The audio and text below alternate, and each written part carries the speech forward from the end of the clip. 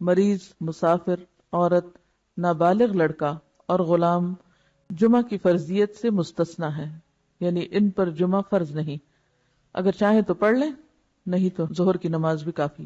گھر میں نماز پڑھے جو پہلے 4 سنت پڑھے، جی ہاں، اور پھر 4 فرض پڑھیں، پھر 2 سنت، پھر 2 نفل۔ جی، عورتوں کے مخصوص حالات کی وجہ سے ان پر فرض نہیں کیا، لیکن اگر اپنے چوائس سے وہ پڑھیں تو اچھی بات ہے۔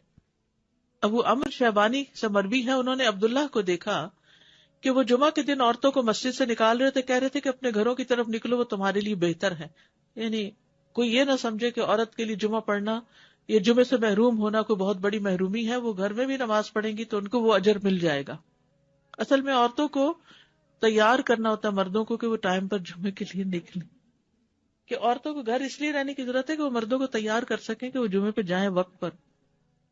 لیکن منع نہیں ہے، حرم میں آپ دیکھیں کتنی عورتیں ہوتی ہیں، مسجد نبوی میں کتنی عورتیں ہوتی ہیں، اور واقعی دل پسیجتا ہے جب آپ اچھا خطبہ سنتے ہیں، اور اجتماعیت سے ایک دل کی حالت اور ہوتی ہے۔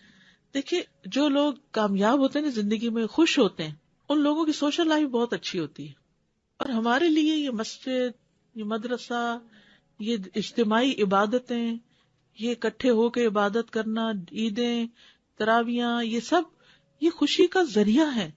جو شخص صرف اکیلا ہو جاتا ہے نا، وہ کبھی خوش نہیں ہو سکتا، کبھی۔ بہت سے لوگ اپنی کوئی چیز کسی کے ساتھ شیئر کرنا ہی نہیں چاہتے، نہ اپنی کوئی صلاحیت، نہ اسکل، نہ کوئی کھانا پینا، نہ کوئی اور اپنا وقت، نہ قوت، کچھ بھی نہیں۔ وہ خود ہی خود ہر چیز انجوائے کرنا چاہتے ہیں، ان کی ساری انجوائمنٹ ختم ہو جاتی، ڈپریشن کا شکار ہو جاتے ہیں۔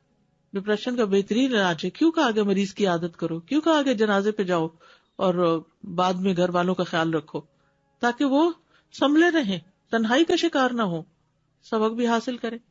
تو یہ جو مسلمانوں کی اجتماعیت ہے، یہ دل کو خوشی دیتی، ایک سکون دیتی، یعنی اکٹھے ہونا جو ہے کسی بھی اچھے کام کے لیے، وہ بڑے بڑے بوجھ ہلکے کر دیتا ہے۔